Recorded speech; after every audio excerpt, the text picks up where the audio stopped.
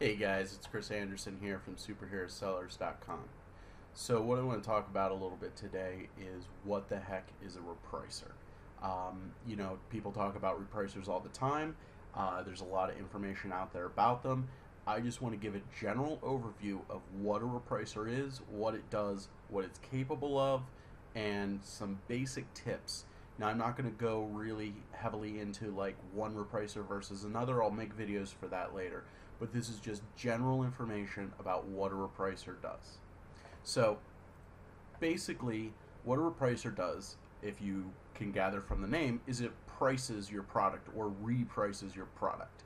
Now what that means, like with Amazon, you list a product. So we have a product, we have pie face, okay? There's a buy box price, okay? We're familiar with that. And then there are other people selling it. I'll show you exactly what I mean here. One of the important things about repricers is some repricers will reprice hourly, some will reprice continuously, so maybe they'll reprice several times throughout the hour. That's an important thing to keep in mind when you're selecting which repricer is going to be best for you. The more frequently it reprices, the better, is my opinion. Some people argue that and they say that continuous repricing leads to pricing wars, but we're going to show you how to prevent that a little bit later in the video. So keep that in mind when you're selecting what you're going to use. The BQool that I'm using is one of their continuous plans. You could also just use an hourly plan, which might save you a few bucks. BQool, I believe, also has hourly plans and continuous plans, so keep that in mind. Now we can see here we're looking at the pie face video game. The price, if I click add to cart, this is called the buy box. I know a lot of people just aren't familiar with this. So this is called the buy box here, the buy box price. If I click add to cart, boom, that's the buy box. Now, we ideally want to have the buy box because if a customer comes to buy pie face, they're going to click add to cart. But we can see here the other offers for it, and this is where a repricer comes in. So the buy box price for it is $15.20. If we come over here, we can start to see what other people are actually selling it for. So let's click here on, we want just the prime offers, and let's just look at new offers. Now it looks to me here like Amazon is the cheapest and they're selling it for $15.20. But then we see other people here at $16.48, $22, so on and so forth. And these are different people that have set the prices differently. Now in this case, the low price does have the buy box, but that's not always the case. In fact, let's see here if we can see. Now, still low price, Amazon has the buy box on this. So what we can do with a repricer is this here is the buy box price. We could set our repricer to price our product at a price that would help us rotate the buy box. Now what rotating the buy box means is right now Amazon has this buy box at $15.20. I don't know how often they're going to give the buy box here to this Star Toys. They might never share it. That's like a pretty big gap. But if I was able to pick this up, let's say I'm at Walmart, for some reason they got a bunch of pie faces sitting around for $5, I pick them up, and I'm willing to sell them at say $15.22. Okay, if there's a price that I can set it at and be a couple pennies above Amazon, I can get the buy box for a percentage of people that view the product. Now, that percentage might be 100%. Amazon might say, let this guy sell it out. Keep in mind, when I sell a product on Amazon, I'm paying a $2 pick and paste fee plus a 15% commission, or 15% or so. You don't know what Amazon's profit margin is. And if their profit margin is less than 15%, why wouldn't they let me sell it? My selling it means I'm holding all the risk. If a customer returns it, it's my money. Yes, they do the customer service, but I'm out the product and I'm giving them a more of a percentage. So with a repricer, I could set my repricer to compete with Amazon. Now I'm going to show you that exactly how that works, but that's what a repricer does. Now, one of the things I hear about repricers, people are like, no, I don't want a repricer. They only price down. They lead to races to the bottom. Those two myths, okay? And I will show you guys a little bit to mitigate that. Now, firstly, Every repricer that I'm familiar with will not only reprice up, but reprice down. Okay? Now, I'm going to show you the formulas in a moment here, but fundamentally, if I set my repricer to be 2 pennies above the buy box price, which the buy box price is the Amazon price right here, this $15.20. If I set my price to be 2 pennies above Amazon, well, if Amazon drops the price to $15, then I'm going to go down to $15.02. But if Amazon takes the price up to $16, I'll go up to $16.20 or $16.02. I'm sorry. So the pricing will go up and down. Okay, that happens all the time. 100% I guarantee that happens. I know this. I sell a lot of products, and I always use a repricer. I have seen the prices go up, and I've seen them go down. So as long as you're buying products with enough of a profit margin, you're fine. Now, this is where buying good products comes in. Because if I pick that product up and it only had a 10% profit margin, and I had to sell it real cheap, I could lose money. But if I'm picking it up, I got a 100% profit margin. What's 20 cents here and there to get it sold? Okay, I'd still have a profit margin roughly around 98% if I dropped it down 2%. So let me show you here the back end of a repricer so you guys maybe can understand this a little bit more. So this is BQool. Now, I had to black out some of this information here because I do consulting for private label products. So sometimes I have private label products in my repricer, and unfortunately some of my private label products are selling very well, so I don't want to reveal who my clients are. But, we can see here some information here. They're going to show us, the orders that have been placed for a day. This over here is my best selling by revenue within the last 30 days. We could actually even see overall time. I'm not really a big replenishment guy, so that's kind of not that surprising. Best selling, let's see how many of a unit. The most I've sold this year of one unit is 191. Not bad. So let's look at the meat and potatoes of what this does. Now we come over here, we're in BQool, we go over to manage listings.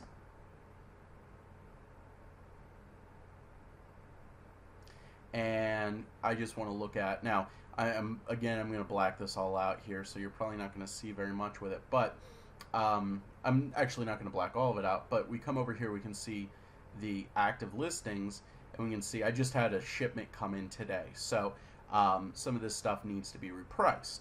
Now, we can see here a product, I've set my price, when I was in Inventory Lab, I set my price pretty high on this, it's $25, but the lowest price right now is $18.80, this is $18.37. Now, I paid $1.50 for this particular unit here, so what I can do here is BQool is pretty cool. I can set like a minimum price, like I want to sell that at a minimum of 15 bucks. And I'll go as high as 25 bucks. I'm at 25 right now, so why not? And then I can set a rule. Now, what that rule will do is affect how BQool interacts with other sellers. Now, I'll show you those rules in a moment, but the one I use the most is just maximize profit. It just works. Okay, now, here's a little bit of a more complicated product here. This is a bra here. Okay.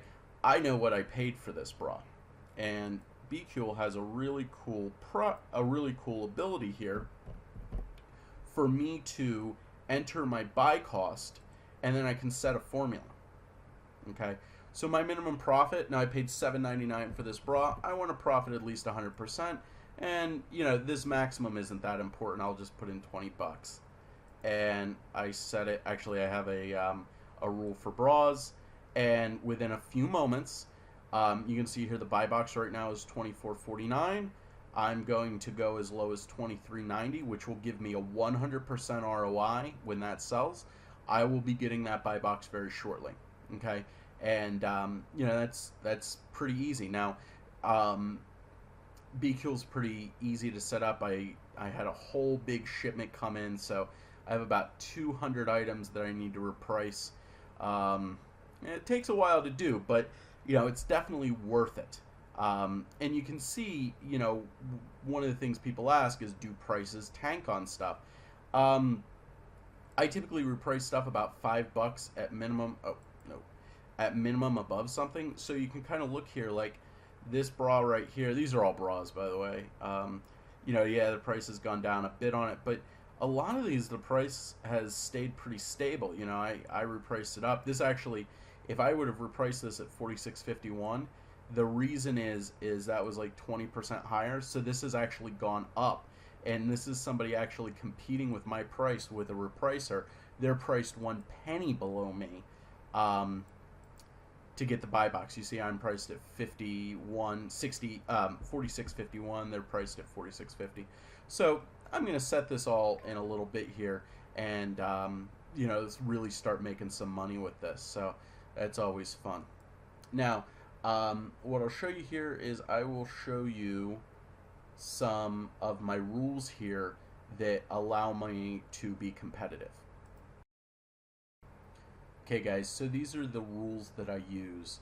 I've been using, I like to name my rules. I don't really know why. There's no real advantage that I have to this, but I'll show you. I got 402 pairs of shoes right now. At least that's what's assigned to these rules. I have more that I need to reprice. I showed you. I don't even know what I have to reprice tonight. I'm not looking forward to it. But let me show you what this all means here. So this is pretty much based on a default BQool pricing rule, and this kind of gets under the hood of a repricer.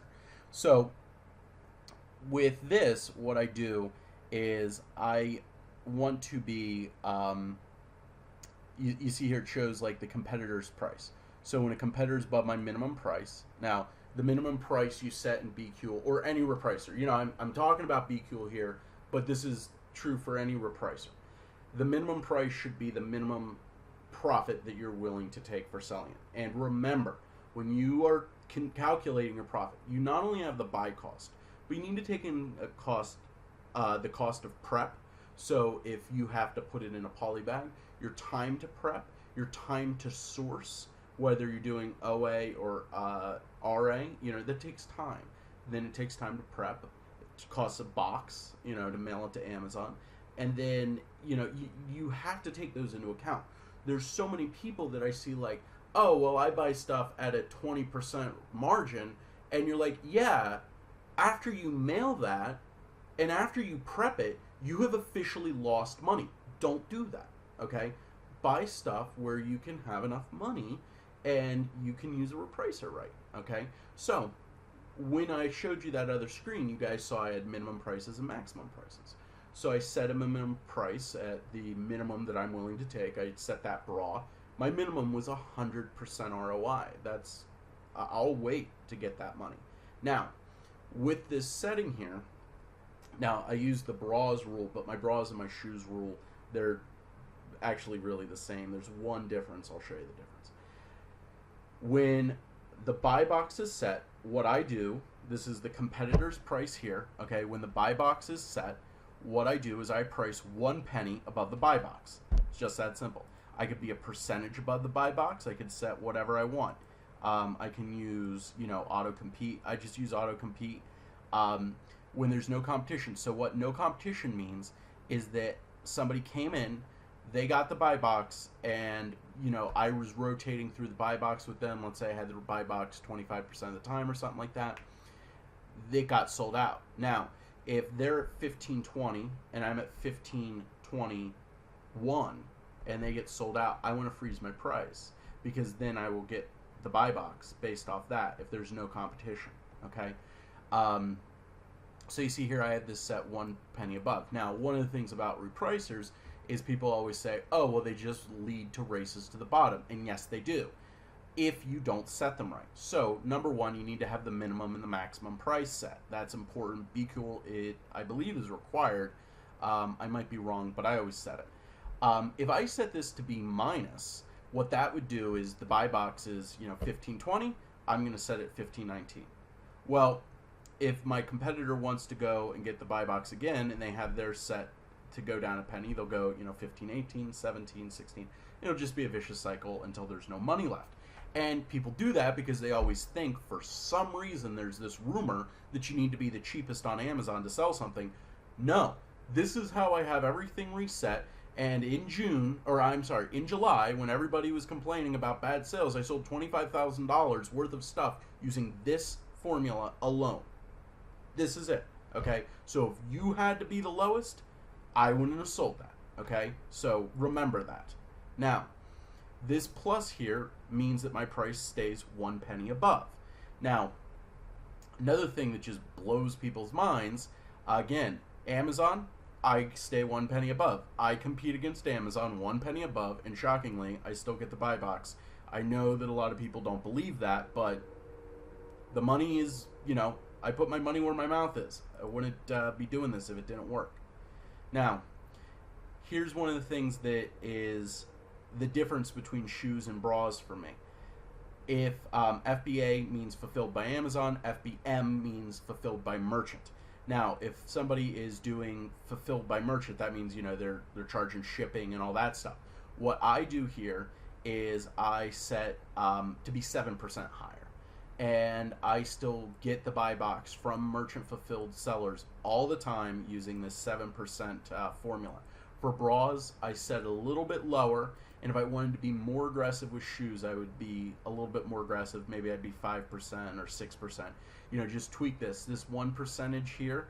If you're selling shoes, that's a category where a lot of people are doing merchant fulfilled. I do well with 7%. You could go even higher. I was thinking about doing a rule for expensive shoes, like shoes over $100, and being 10% above. I haven't done it yet, but maybe I should, because at $100, 10% is an extra $10. So that's a lot of money. I don't set anything for FBM. This stuff I don't ever do merchant fulfilled. So, and I just compete. Actually, I'll show you here. I'll set this, and that's how I set it. Okay, 1 penny higher. That's it. Okay, and this works really well for me. I do not get into races to the bottom, and this works pretty much any repricer that you're going to use will have very similar features, and if you set it similarly, it'll work. And what this does, if you're manually repricing, you're repricing once a day, or maybe every couple days or something, you're going to get, you sit down. When I first got into Amazon, I manually repriced. I didn't use a repricer. I'd sit down on like Monday, I'd reprice stuff. I'd have this huge burst of sales on Monday. It'd be great, awesome. And then Tuesday, my sales would suck. And why? Well, everybody else repriced against me. Now, my sales are very, very consistent. And, people say to me, well, do you really need a repricer? This is $25 a month. And, if you're getting your money back faster, you're making more money, it doesn't take many units to make an additional, $25 a month in profit. I'm probably making tens of thousands of dollars a month off of BQool because of how they reprice stuff and how quickly they move my inventory for me. And, even if I'm losing a little bit of money, a little bit of my margin, but getting the money back faster, that's so important, and people don't talk about that. They think, oh, it's all about the ROI, it's buying a book for 50 cents and selling it for $200. Yeah, that's great, but, you need to sell stuff every day to do this full time, and I'm all about doing this full time. So this is like the engine to the car that is my FBA sales. Now, I use BQool mostly right now. I'm going to make some videos with different repricers to explain ones that I have used, and maybe do some comparisons about repricers so you can make an informed decision about what repricer is going to be best for you. I've actually used like 5 different repricers with various results. They all have their benefits and drawbacks, but BQool is kind of the one I've settled on. So look forward to those. Anyway, thank you so much for sharing a few minutes with me. You guys have a great night.